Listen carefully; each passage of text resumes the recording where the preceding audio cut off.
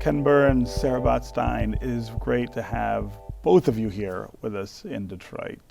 Welcome. Thank you. It's great to be back in Detroit. Thank you for having us. So I've seen a clip of the documentary about the American Revolution, and I have to say, I mean, obviously I'm impressed by all the things I'm always impressed by in your work, the detail, the storytelling, just the arc of it all is really impressive. But I want to start here. Why tell this story now? What's the reason in 2025 that we need to be reminded of where all this started? I mean, we are coming up on the 250th anniversary of it next year, but what's the power that this story still has for us as Americans?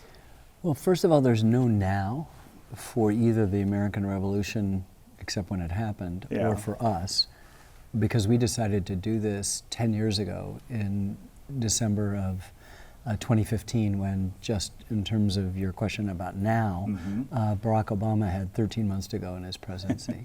It seems like forever ago, right? So lots of stuff happens, and it's not unusual for us to have films. The National Park film, the film on the Vietnam War, all took 10 years or more to make. So our idea is to tackle a big subject that's important. Certainly there could be nothing more important than our origin story, how we came about, particularly since it's so encrusted with the barnacles of sentimentality and nostalgia and mythology and kind of superficiality. So there's always just a good reason that the revolution could compel us to pay better attention to it than we have. And then I also think there's a discipline that we as filmmakers have to not play to the moment. So when we began this, no one was talking about a semi-quincentennial. Several years in, I sort of said to Sarah, wow, you know, if we hit all our marks, we could be ready by the spring of 25, which would be the 250th anniversary of Lexington and Concord. And she's going, we're not going to make that. It'll be the fall, which is what it is. And then people would say, oh, you're so smart, you timed this for the semi-quincentennial. We didn't. It's really important that we be umpires calling balls and strikes, that we tell the story of the American Revolution, and be aware of the fact that in 2015, 2017, 2019, the rhymes of history, as Mark Twain said, will play differently. There's a wife of a German general who's anxious as she makes the Atlantic crossing with her 3 small girls that Americans eat cats. Now, if the film had come out last fall, that would have had a different different kind of things. And you have to just be super disciplined and say, look, a strike is a strike, a ball's a ball, this is what we're going to do. It's going to rhyme, whatever it's going to be. Having said that, I think it's really important that when somebody's having a difficult time, really struggling with themselves, as our country is right now collectively, one of the best things you can do is to see a professional who will first ascertain where you came from, where did you begin, who are your parents, what was your early life like. And so by answering those questions, you begin a process of healing. And I think it's true for individuals. I know it's true for individuals. I think it's also true for countries. And so we have no purpose. We didn't in any way edit to that idea. It's something that came to us as we've spent the last 8 or 9 months touring the country, seeing the response in every different kind of crowd. We say the exact same thing everywhere, whether I'm talking to Joe Rogan or Theo Vaughn or you, whether we're in Detroit or we're in Houston or Dallas, whether we're in San Francisco or Boston.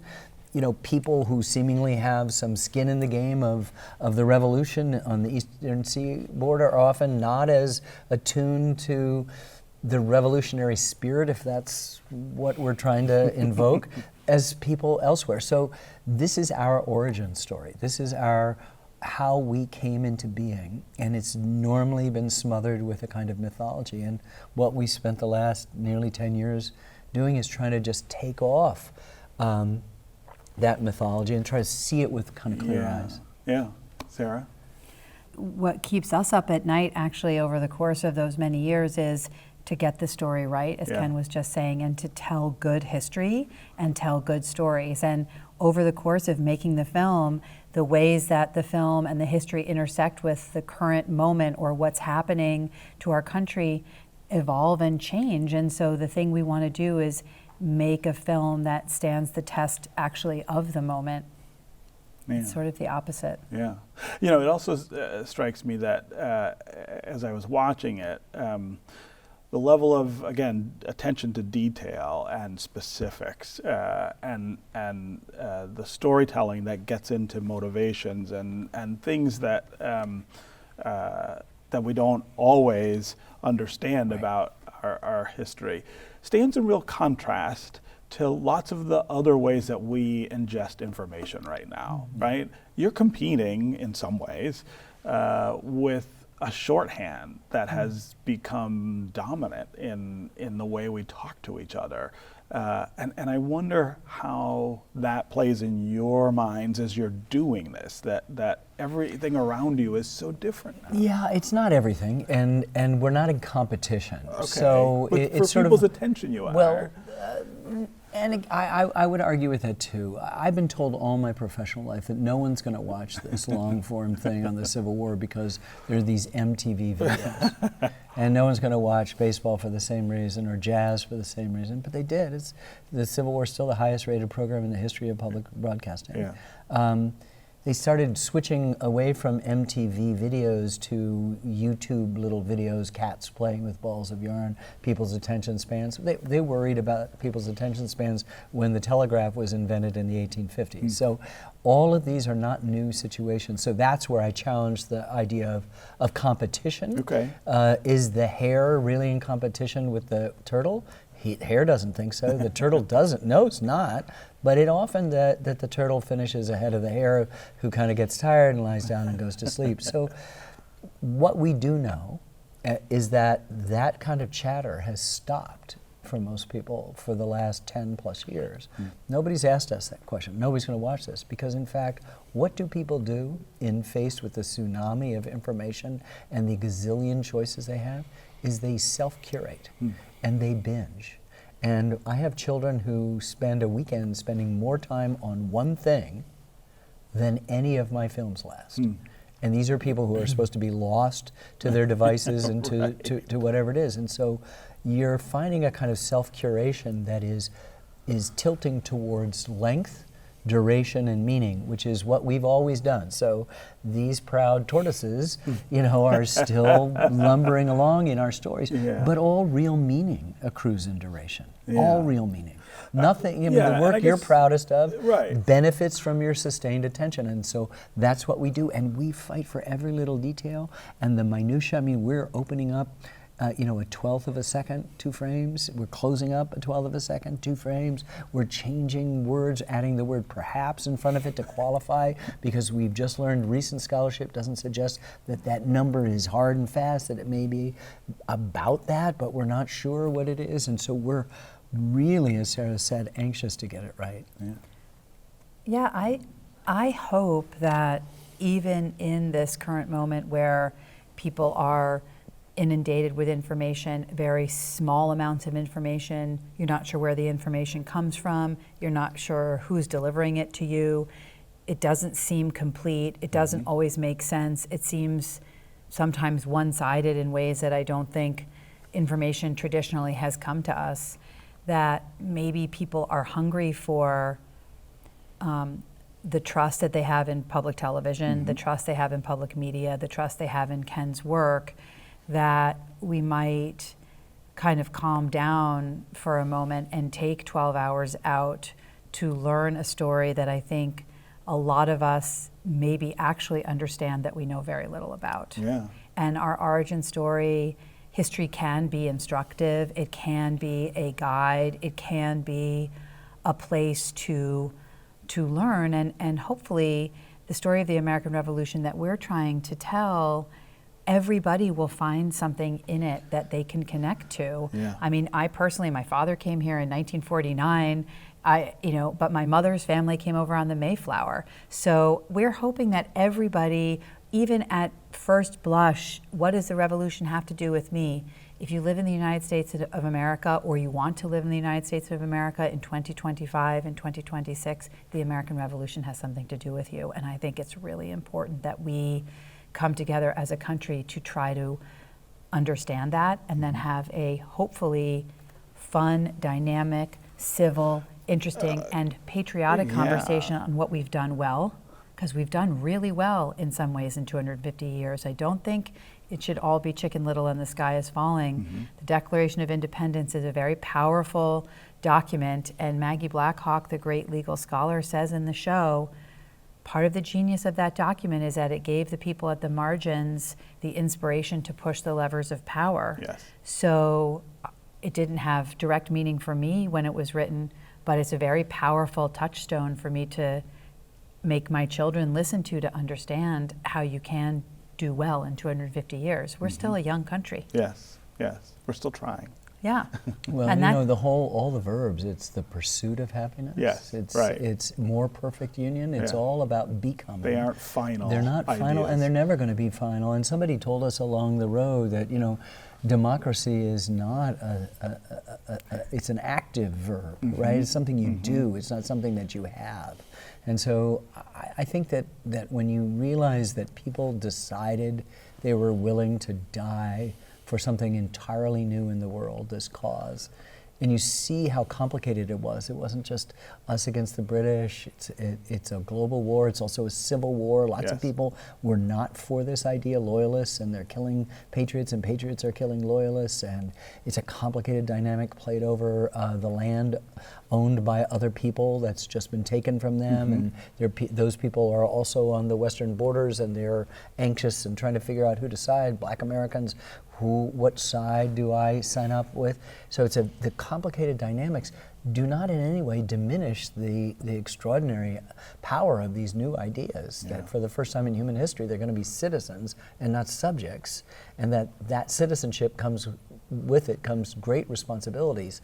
That's a big deal, and by telling the complicated story and introducing you not just to the top-down folks, but to literally scores of people that you have never heard of before. Teenagers from 14 years old from Boston, 15-year-olds from Connecticut, a 10-year-old gal from Yorktown who's a refugee for most of the war. You know, Native American, Black voices, French, German, British kings, his ministers and their generals and their foot soldiers from Ireland and Scotland and Wales.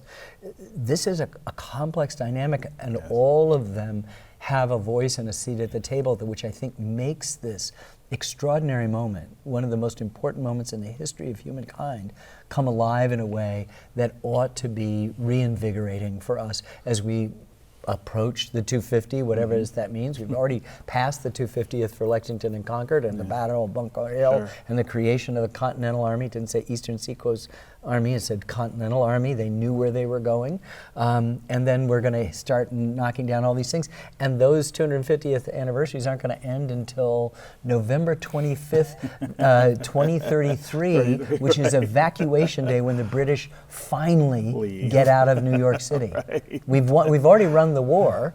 Yorktown is 2 years and a month before that. But they're still there. Yeah. That's going to be pretty interesting to our audience to see. It's only George Washington loses it in August, early September of 1776. He doesn't get it back until late November of 83. 83. That's a long time to do the math. I mean, that's one of the other things that really comes across, I think, in the work is the length of time this took.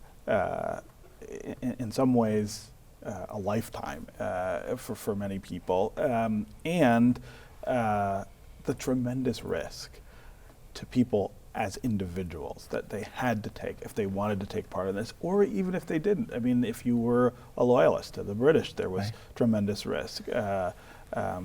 I'm not sure that for most of us in high school or college, we ever hear of it in those kinds of That's terms. part of calling balls and strikes, I think. Yeah, I mean, I think hopefully every person will find, as I was saying earlier, some piece of the story to connect to, whether you're a 14-year-old in Boston who signs up to fight for reasons that he chose, or a 15-year-old from Connecticut, or Phyllis Wheatley, the first published African-American poet in the United States, was enslaved and actually had correspondence with George Washington, which is totally surprising and unusual. You have the Native American populations north to south who are making unusual and very understandable choices. I think the revolution is confusing, it's surprising, Yes. it's very dynamic, and it takes a very long time. And I think simple things that surprised us in making the film that we don't often think about, and again, I think are helpful to understand our origin story, are things like the weather. Yeah. The weather changed the course of the history of the war. The fact that we were fighting the largest and most powerful empire on earth an ocean away, where information, to your earlier question, was not instantaneous, but sometimes up to 12 weeks in one direction or the other. So when the French are going to come help us, and then we're waiting for the French to show up, and it takes a long time, and then the French get here, and all the cultural misunderstandings, all the different languages, all the different, I mean, at Yorktown, English was probably the last language spoken on the battlefield. There are African languages, there's Native American, there's German, French. I mean, it's such a surprising, confusing, unusual, and I think, in the end of the day, patriotic story. Yeah, yeah. And that in some ways is the tremendous value of what you've done here. For us, the viewers, all of that's new. All of that's a surprise. It's this wonderful sort of unwrapping of truth be told, it was a surprise for us too. Yeah. I mean, we didn't go in with the idea of telling everybody what we knew about the American Revolution. We engaged the expertise of 24 scholars who helped us understand. We read a lot. We began to understand these incredible dynamics that Sarah's been talking about, the sheer size. There's a beautiful quote from an English soldier. It says, America appears on our map no larger than the word Yorkshire, but the difference, the distance from Boston to Charleston is the difference from London to Venice. And that they're trying to, at 3,000 miles away, run a war where their army can't be reinforced daily. Ours can, if their people are disposed to help it. And so strange things happen in this battle. There are decisions that the most important person in our story, George Washington, makes that lose New York, that lose the Battle of Brandywine, and yet he still remains this mysterious, almost inscrutable, unknowable figure who is at the heart of our founding, without whom there wouldn't have been the ability of all of these diverse interests to coalesce. Yes. And they coalesced around the incredibly strange leadership of this person who is able to lead people in the dark of night and make decisions about subordinates and do things, and yet is flawed and has these human dimensions that we don't ever extend to George Washington. And that part of the glory of that is introducing all these other characters, wherever they might be. The Irish soldier who keeps a diary but also draws pictures in it, the wife of the German general, in her anxiety about her children, or the little kids that are involved, or Abigail Adams writing to her husband. But at the heart of this is some very opaque, unknowable person, inscrutable, that he is the glue. Annette Gordon-Reed, the historian, says in her film that keeps the 13 colonies together. There's one person who can do that, and somehow he's able to do that, to put down mutinies, to get people to reverse a retreat without saying a single word, just his presence. That gets the kind of devotion that he had. There's some mysterious things going on in this story at all levels. Yeah. Well, we look forward to being able to see all of it. Yes. But it's great to have you guys here in It's Detroit. our pleasure. Thanks so much for stopping Thanks by. for having us. Yeah. Watch One Detroit, Thursday at 7:30 p.m. You can find more at onedetroitpbs.org or subscribe to our social media channels and sign up for our One Detroit newsletter.